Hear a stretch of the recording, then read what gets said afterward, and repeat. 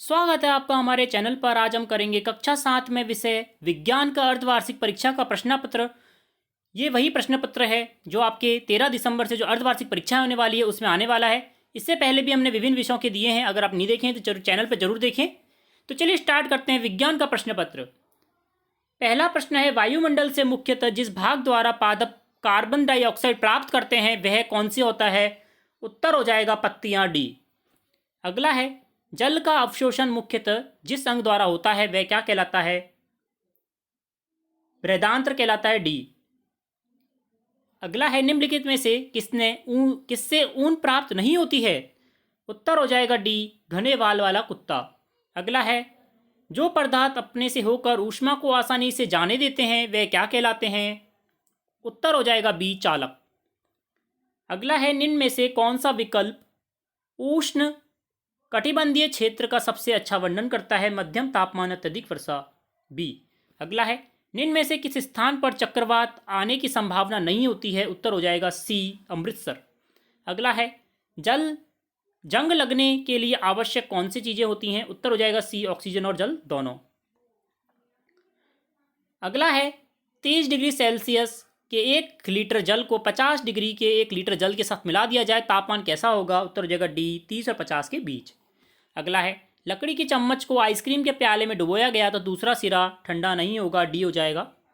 10वां प्रश्न है, वसा का पूर्ण रूपन पाचन किस अंग द्वारा होता है वह कौन सा होता है? क्षुधांत्र होता है, सी। अगला है, शब्दों को देखकर हमें रिक्त स्थानों की पूर्ति करनी है।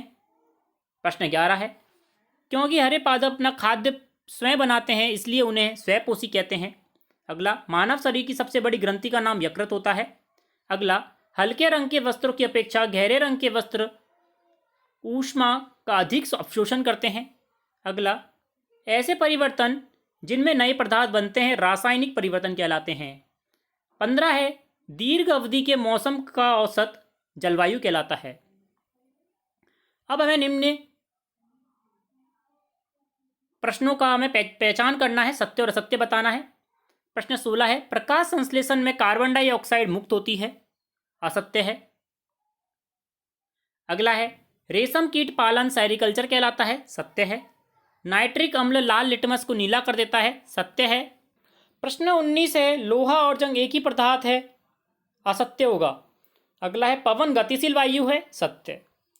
अगला है, मौसम और जलवायु में से किस में तेजी से परिवर्तन होता है? मौसम में तेजी से परिवर्तन होता है।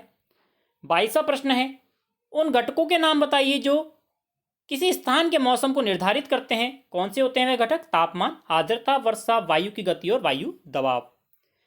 प्रश्न 23 है, ऊष्मा चालक और ऊष्मा रोधी के हमें दो उदाहरण बताने हैं। ऊष्मा चालक के हो जाएंगे लोहा और तांबा, ऊष्मा रोधी रबड़ और प्लास्टिक। अगला है, दिए गए प्रश्नों के उत्तर देने हैं। प्रश्न ए, निम्नलिखित शब्दों का क्या अर्थ होता है? पालन और ऊन कटाई। पालन, लाभ के कुछ विशेष जंतुओं का रखरखाव करना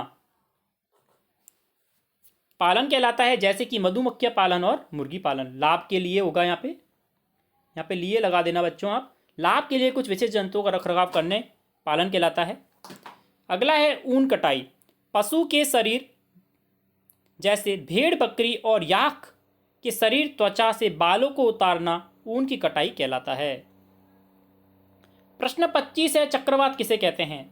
गर्म हवाएं और ठंडी हवाएं विपरीत दिशा से आती हैं और एक दूसरे से मिलती हैं तो एक चक्रवात शुरू होता है, यानी एक गोलाकार हवा का निर्माण होता है जिसे चक्रवात कहते हैं। प्रश्न 26 है, निम्नलिखित प्रक्रमों के अंतर्गत होने वाले परिवर्तनों को भौतिक अथवा रासायनिक परिवर्तन के रूप में वर्गीकृत करना है। पहला है, प्रकाश संश्लेषण, कौन सा होता है? रासायनिक परिवर्तन। जल में शक्कर का घुलना, भौतिक परिवर्तन। कोयले का जलना, रासायनिक परिवर्तन। मोम का पिघलना, भौतिक परिवर्तन। अगला है, अम्ल और क्षारकों के बीच में अंतर बताना है।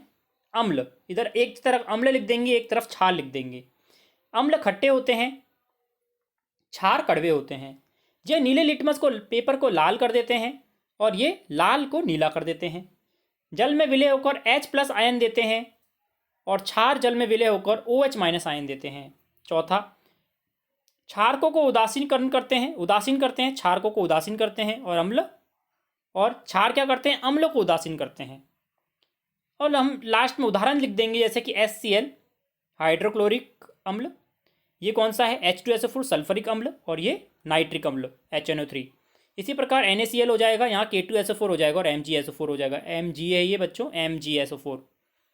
अगला है प्रश्न नंबर 28। किसी दिए गए स्थान पर पवन की गति की दिशा पता लगाने की 2 विधियां बतानी है। पहली हो जाएगी एक सूखे पत्ते को वायु में छोड़कर उसकी गतिशीलता के द्वारा। अगला, ऊपर उड़ते हुए धुएं की दिशा को देखकर। तो बच्चों ये था हमारा पूरा पेपर जो आपके एग्जाम में आने वाला है, कक्षा 7 की, जो 13 तारीख से होने वाली है। इसी प्रकार अन्य विषयों के लिए जुड़े रहिए चैनल से। लाइक करें, शेयर करें, सब्सक्राइब करें, नोटिफिकेशन बेल आइकन जरूर दबाएं। धन्यवाद।